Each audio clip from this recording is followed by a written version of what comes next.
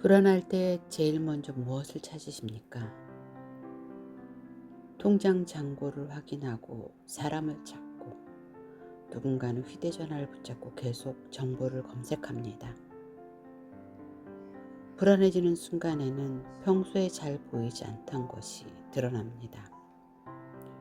내가 무엇을 가장 의지하고 있는가? 사도행전 19장은 에베소 사람들에게도 그런 것들이 있었습니다. 마술과 주술이 있었고 아데미 신전이 있었고 사람들이 오랫동안 믿고 의지해온 방식이 있었습니다. 그런데 그곳에 말씀이 들어오기 시작하자 변화가 생깁니다. 사람들이 단순히 새로운 것을 하나 더 알고 믿게 된 것이 아니라 그들이 오랫동안 붙들고 있던 것을 다시 바라보기 시작합니다. 그리고 누가는 말합니다. 주의 말씀이 힘이 있어 흥왕하여 세력을 얻으니라. 말씀이 힘을 얻자 사람들의 생각만이 아니라 선택과 살아가는 방식까지 달라졌습니다. 오늘은 에베소에서 일어난 사건을 차례로 따라가면서 사람들이 무엇을 알고 있었고 무엇을 의지하고 있었으며 말씀이 들어간 뒤 무엇이 달라졌는지, 그리고 이 이야기가 오늘 우리의 평범한 하루와 어떤 관계가 있는지 삶의 언어로 함께 묵상해 보겠습니다.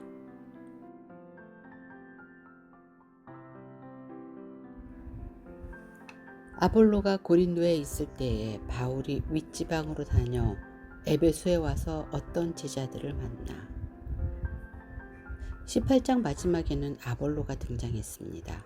브루스길라와 아굴라에게 하나님의 도를 더 정확하게 배운 아볼로는 고린도로 건너갔습니다.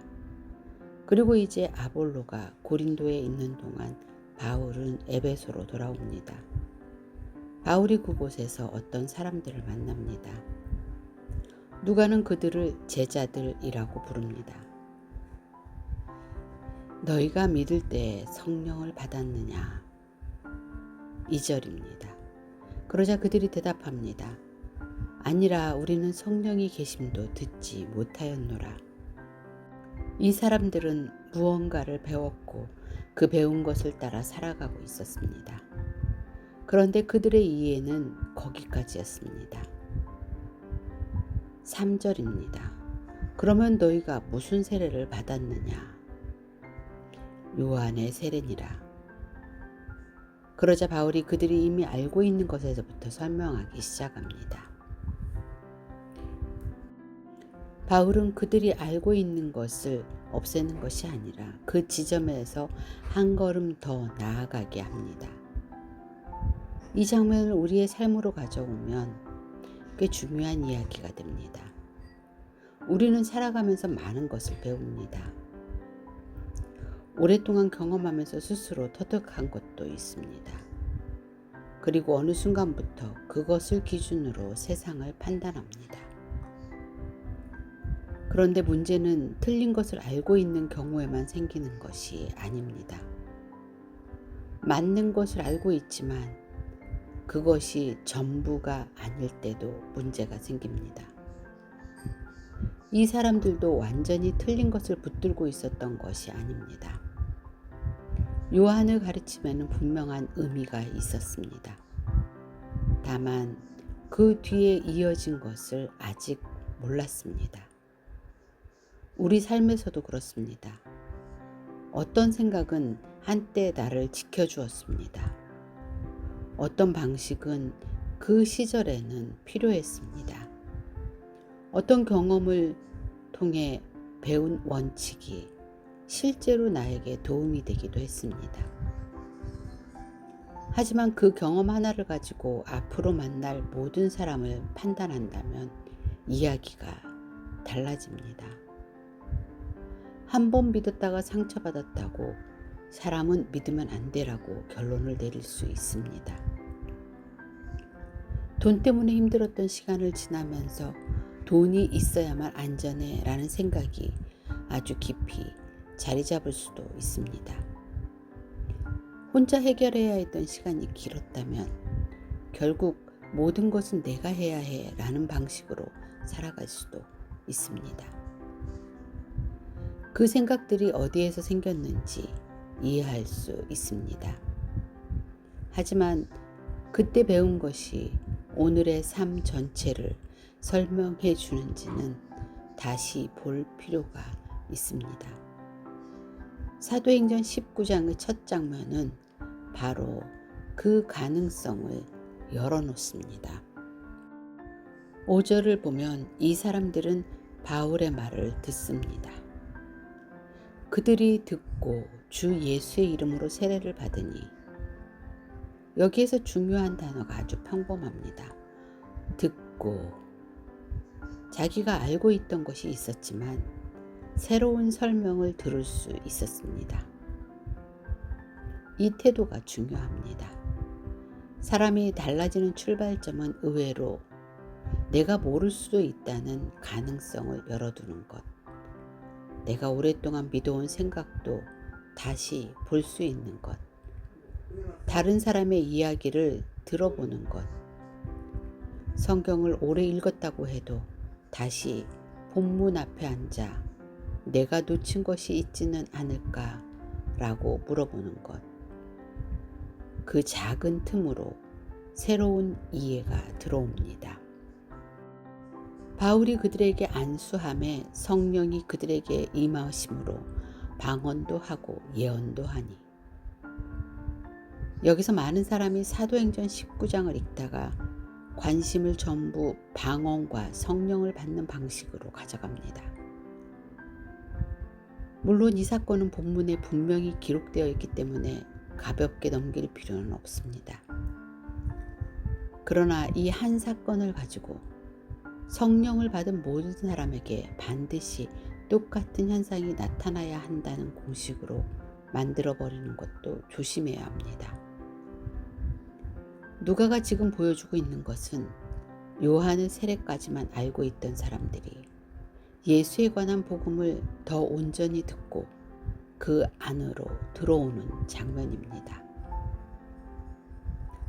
모두 12사람쯤 되니라. 12명 정도였습니다.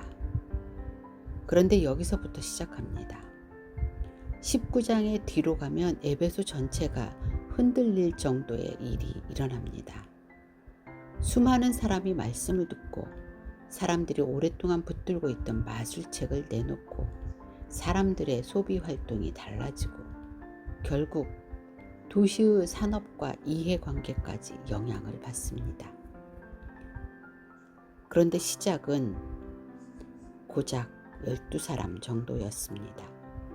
그리고 그들에게 처음 일어난 변화는 무언가를 버리는 것도 아니었고 자기가 알고 있는 것보다 더 귀를 기울여 들은 것입니다. 이것이 19장의 시작입니다. 그리고 우리가 오늘 여기에서 한번 돌아볼 것은 나는 요즘 무엇을 너무 확실하다고 생각하고 있는가? 내가 사람에 대해 내린 결론, 돈에 대해 가진 생각, 내 미래에 대해 이미 내려버린 판단, 나 자신에 대해 붙여놓은 이름, 지금까지 내가 알고 경험한 범위 안에서 내린 결론일 수 있습니다. 내가 알고 있는 것이 전부는 아닐 수 있습니다. 말씀은 12사람에게서 시작해 점점 에베소 일상 안으로 퍼져들어갑니다. 누가가 우리에게 정말 보게 하려는 것은 단순히 얼마나 놀라운 기적이 일어났는가가 아닙니다. 그 말씀이 사람들의 삶 속으로 얼마나 깊이 들어갔는가. 12사람에게서 시작된 이야기는 이제 에베소 안으로 넓어집니다. 바울이 회당에 들어가 석 달 동안 담대히 하나님 나라에 관하여 강론하며 권면하되, 석 달 동안 같은 자리에 들어가 사람들과 이야기하고 설명하고 권면했습니다. 우리는 변화라고 하면 어떤 결정적인 순간을 먼저 생각할 때가 있습니다. 그런데 사도행전 19장에서 누가가 보여주는 모습은 훨씬 현실적입니다. 듣고 생각하고 다시 듣고 질문하고 또 배우는 시간이 있었습니다. 사람의 오래된 생각은 그렇게 쉽게 바뀌지 않습니다. 우리가 무엇을 의지하는지도 마찬가지입니다. 오랫동안 돈이 나를 안전하게 해준다고 생각하며 살아왔다면 한 번의 말씀을 들었다고 다음 날부터 돈에 대한 모든 불안이 사라지지는 않습니다. 사람에게 인정받는 것으로 자기 가치를 확인하며 살았다면 사람의 평가에는 흔들리지 말아야지 한마디 한다고 바로 자유로워지는 것도 아닙니다. 그래서 변화에는 시간이 필요합니다. 바울도 에베소에서 그 시간을 들였습니다. 석 달 동안 이야기했다고 모두 설득되지 않았습니다. 오히려 마음을 닫고 공개적으로 비방하는 사람도 생겼습니다. 본문은 말합니다. 바울이 그들을 떠나 제자들을 따로 세우고 두란노 서원에서 날마다 강론하니라. 장소를 옮깁니다. 회당에서 두란노 서원으로 갑니다. 이 장면도 우리가 삶에서 기억할 만합니다. 어떤 분이 다쳤다고 해서 내가 하고 있는 일 자체가 틀렸다는 뜻은 아닐 수 있습니다. 때로는 내용을 포기해야 하는 것이 아니라 장소를 바꿔야 할 때가 있습니다. 누군가에게 아무리 설명해도 듣지 않는다라면 모든 사람을 끝까지 설득해야 하는 것도 아닙니다. 한 자리에서 계속 부딪히는 것만이 성실함은 아닙니다. 10절입니다. 2해 동안 이같이 하니 날마다 가르쳤습니다. 그리고 그 결과 누가는 이렇게 기록합니다. 아시아에 사는 자는 유대인이나 헬라인이나 다 주의 말씀을 듣더라. 여기서 다라는 표현을 문자적으로 아시아 속주의 모든 개인이 한 명도 빠짐없이 직접 바울의 설교를 들었다는 뜻으로 읽을 필요는 없습니다. 누가가 보여주는 것은 말씀이 에베소를 중심으로 광범위하게 퍼져나갔다는 것입니다. 그런데 이것이 2해 동안의 시간이 있었습니다. 우리는 결과를 보면 결과만 봅니다. 어떤 사람이 달라진 모습을 보면 저 사람은 원래 저런 사람이었겠지 라고 생각하기 쉽습니다. 어떤 일이 자리를 잡으면 잘 됐네 라고 말합니다. 하지만 그 결과 뒤에는 우리가 보지 못한 반복이 있을 수 있습니다. 별다른 일이 없는 것 같은 날에도 계속했던 시간이 쌓여 있습니다. 말씀도 마찬가지입니다. 한 번 읽었다고 모든 것이 이해되는 것이 아닙니다. 오늘 읽었는데 아무 느낌이 없을 수도 있습니다. 며칠 뒤 같은 말씀을 읽다가 전에 보이지 않던 것이 보일 수도 있습니다. 몇 년 전에 알고 있던 말씀이 어느 날 내 삶의 상황을 만나 전혀 다르게 들릴 수도 있습니다. 그래서 말씀을 삶의 언어로 가져온다는 것은 단순히 좋은 문장 하나를 기억하는 것만은 아닙니다.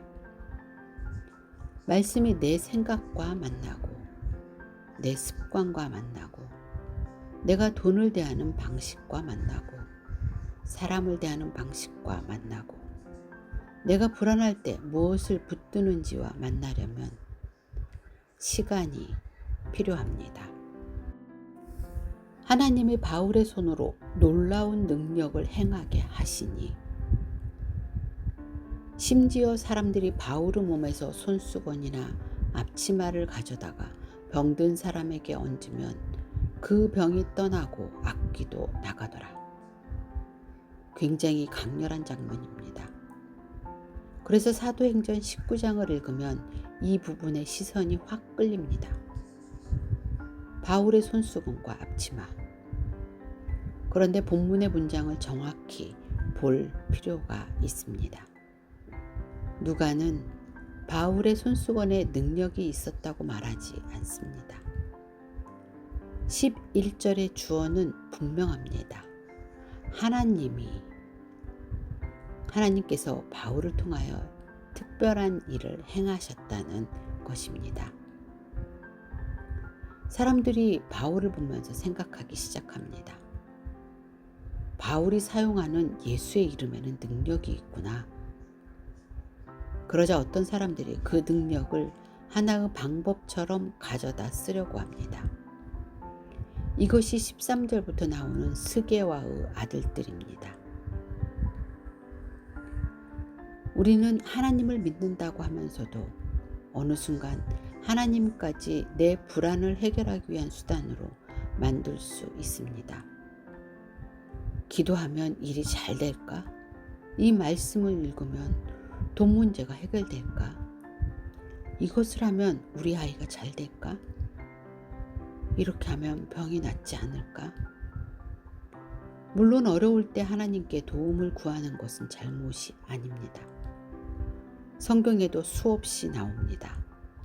하지만 하나님을 의지하는 것과 하나님을 내가 원하는 결과를 얻기 위한 방법으로 사용하는 것은 다릅니다. 누가는 기적보다 먼저 우리에게 석 달과 2해를 보여주었습니다. 회당에서 가르쳤고 마키자 자리를 옮겼고 두란노 서원에서 날마다 가르쳤고 그렇게 말씀이 넓게 퍼져나갔습니다. 그리고 그 가운데 하나님께서 특별한 능력을 행하셨습니다. 그러니까 이 장면의 중심은 어떻게 하면 바울과 같은 기적을 일으킬 수 있을까가 아닙니다.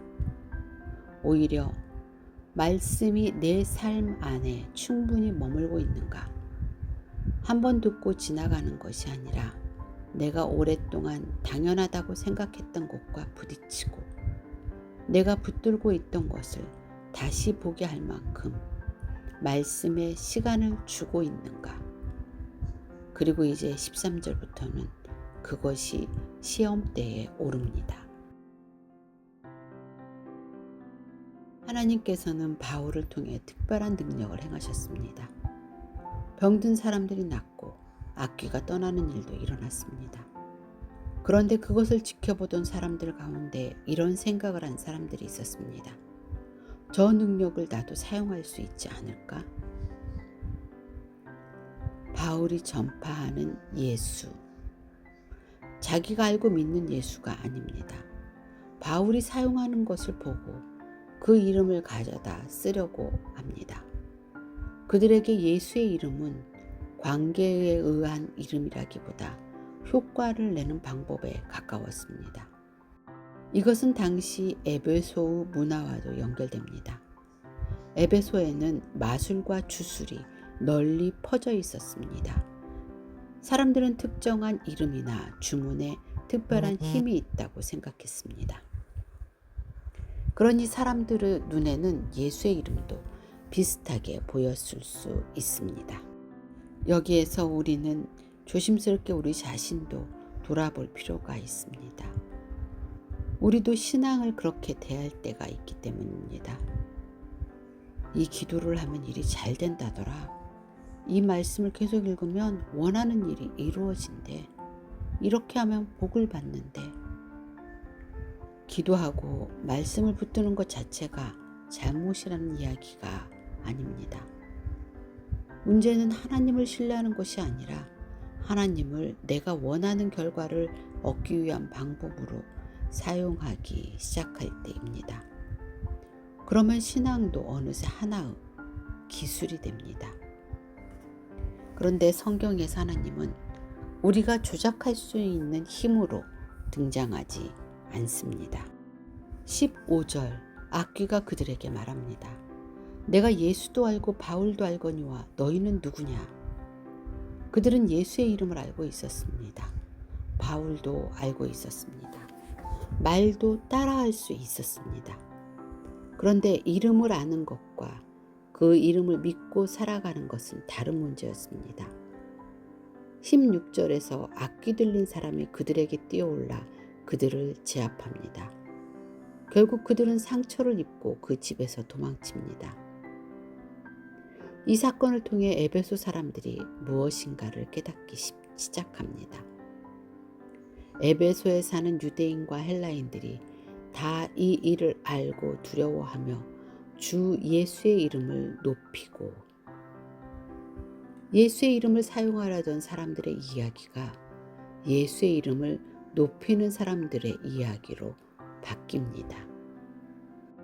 믿은 사람들이 많이 와서 자복하여 행한 일을 알리며 또 마술을 행하던 많은 사람이 그 책을 모아가지고 와서 모든 사람 앞에서 불사르니 그 책값을 계산하니 5만이나 되더라. 누가는 굳이 가격을 기록합니다. 은 5만, 상당한 가치였습니다. 이 사람들이 버린 것이 단순히 필요 없는 종이 몇 장이 아니었다는 것을 보여주는 것입니다. 돈이 되는 것이었습니다. 그리고 무엇보다 그들에게 익숙했던 삶의 방식이 담긴 것이었습니다. 불안하면 뭘 찾으십니까? 에베소 사람들에게는 마술과 주술이 있었습니다. 그렇다면 오늘 우리에게는 무엇이 있을까요? 꼭 이상한 물건이나 미신이어야 하는 것은 아닙니다. 돈일 수도 있습니다. 하지만 불안할 때마다 통장 잔고를 확인해야만 마음이 놓이고 잔고가 충분하면 안전하고 부족하면 내 인생 전체가 무너진 것처럼 느껴진다면 돈은 단순한 생활수단을 넘어 내 마음이 붙들고 있는 것이 될 수 있습니다. 에베소 사람들은 책을 버리면서 값을 계산하고 조금씩 처분한 것이 아닙니다. 다시 돌아갈 수 있는 길을 끊었습니다. 왜냐하면 사람은 불안해지면 익숙했던 곳으로 돌아가기 쉽기 때문입니다. 오래 의지했던 것은 생각보다 쉽게 손에서 떨어지지 않습니다. 생각하는 데서 끝나지 않고 때로는 내가 다시 그 방식으로 돌아가지 않도록 삶의 선택을 실제로 바꾸는 데까지 가야 합니다. 사도행전 19장의 중심이라고 할 수 있는 20절입니다. 이와 같이 주의 말씀이 힘이 있어 흥왕하여 세력을 얻으니라. 말씀이 내 안에서 힘을 얻는다는 것은 내가 불안할 때 돌아가는 곳이 조금씩 달라지는 것, 내가 안전하다고 생각하는 기준이 달라지는 것, 내가 놓지 못했던 것을 놓을 수 있게 되는 것, 그리고 내 선택이 실제로 달라지는 것입니다. 에베소 사람들의 믿음이 달라지고 선택이 달라지기 시작하면서 그것은 결국 그 사회의 기본 구조와도 부딪힙니다.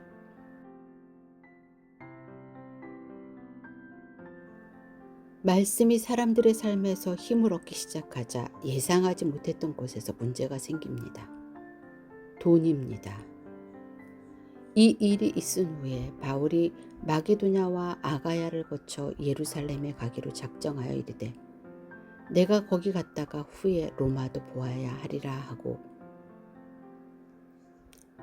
12절을 보면 바울은 곧바로 떠나지 않습니다. 그리고 23절 그때쯤 되어 이 도로 말미암아 적지 않은 소동이 있었으니 이제 사건이 시작됩니다. 에베소는 아데미 숭배로 유명한 도시였습니다. 사람들이 신전을 찾아왔고 관련된 물건을 사고 은으로 만든 신전 모형이나 종교적인 물품을 구입했습니다. 그 주변에 돈이 움직이고 있었습니다. 사람들의 생업이 걸려 있었습니다. 그대로 장사가 흔들리기 시작했습니다. 사람들이 믿는 것이 달라지니까 사고 싶은 것도 달라졌습니다. 사람이 무엇을 믿느냐는 결국 그 사람이 무엇에 돈을 쓰느냐와도 연결될 수 있습니다. 우리도 그렇습니다. 입으로 중요하다고 말하는 것과 실제로 중요하게 여기는 것이 다를 때가 있습니다. 무엇을 얻기 위해 애쓰는지를 보면 내가 실제로 중요하게 생각하는 것이 조금 더 분명하게 보일 때가 있습니다. 27절 우리의 이 영업이 천하여질 위험이 있을 뿐 아니라 큰 여신 아데미의 신전도 무시당하게 되고, 이 말을 자세히 보면 순서가 재미있습니다. 먼저 말한 것이 무엇입니까? 우리 영업이 위험하다. 그 다음에 아데미의 명예를 이야기합니다. 사람은 자신의 생각을 지키고 있다고 생각하지만 때로는 그 생각 자체보다 그 생각과 연결된 내 이익을 지키고 있을 때가 있습니다. 8절입니다. 사람들이 데메드리오 말을 듣고 분노합니다. 크다 에베소 사람의 아데미여. 29절에서는 도시 전체가 요란해집니다. 10절입니다. 바울이 백성 가운데로 들어가고자 하나 제자들이 말리고 자기 동료들이 붙잡혔으니 직접 들어가려고 했던 것 같습니다. 그리고 31절에서는 조금 뜻밖의 사람들이 등장합니다. 아시아 지방의 관리 가운데 바울과 친한 사람들이 사람을 보내어 극장에 들어가지 말라고 권합니다. 그리고 바울은 들어가지 않습니다. 용기가 있다고 해서 모든 위험 속으로 들어가야 하는 것은 아닙니다. 믿음이 있다고 해서 모든 싸움에 직접 뛰어드는 것도 아닙니다. 사람은 많이 모였습니다. 그런데 도대체 왜? 라고 물으면 정확하게 설명하지 못합니다. 2000년 전 에베소 이야기인데 이상할 정도로 우리의 삶과 닮아 있습니다. 우리도 주변 사람들이 불안해하면 같이 불안해질 때가 있습니다. 크다 에베소 사람의 아데미여. 약 2시간 동안 한 목소리로 외칩니다. 처음에는 여러 사람이 서로 다른 말을 하고 있었습니다. 그런데 어느 순간 하나의 구호가 모든 목소리를 덮어버립니다. 많이 외친다고 반드시 옳은 것은 아닙니다. 오래 외친다고 진실이 되는 것도 아닙니다. 사람이 많다고 그 사람이 모두 충분히 알고 판단한 것도 아닙니다. 여기서 19장 앞부분과 마지막 부분을 함께 놓고 보면 아주 강한 대비가 생깁니다. 앞에서는 사람들이 자기가 붙들고 있는 것을 다시 생각하기 시작했습니다. 반대로 마지막 장면에서는 사람들이 생각하지 않습니다. 그저 다른 사람들이 외치는 것을 함께 외칩니다. 한쪽에서는 스스로 붙들고 있던 것을 내려놓는 사람들이 있고, 다른 한쪽에서는 남들이 붙들고 있으니까 더 세게 붙드는 사람들이 있습니다. 서기장, 도시 행정 책임자가 군중을 진정시킵니다. 이 소동 때문에 자신들이 로마 당국으로부터 문책을 받을 수 있다는 것입니다. 마지막 41절입니다. 이에 그 모임을 흩어지게 하니라. 그렇게 소동이 끝납니다. 나는 무엇에 의해 움직이고 있는가? 나는 불안할 때 무엇을 가장 먼저 찾는가? 불안할 때 내가 가장 먼저 찾는 것, 어쩌면 그곳에 내가 정말 의지하는 것이 보일지도 모릅니다. 말씀은 생각에만 머물지 않습니다. 내가 붙드는 것을 바꾸고 결국 살아가는 방식을 바꿉니다. 다음 사도행전 20장을 오늘 우리의 삶의 언어로 함께 묵상해 보겠습니다. 성경을 삶의 언어로, 여기는 인사이드, 안쪽입니다. 지금 화면에 보이는 영상을 이어서 보십시오.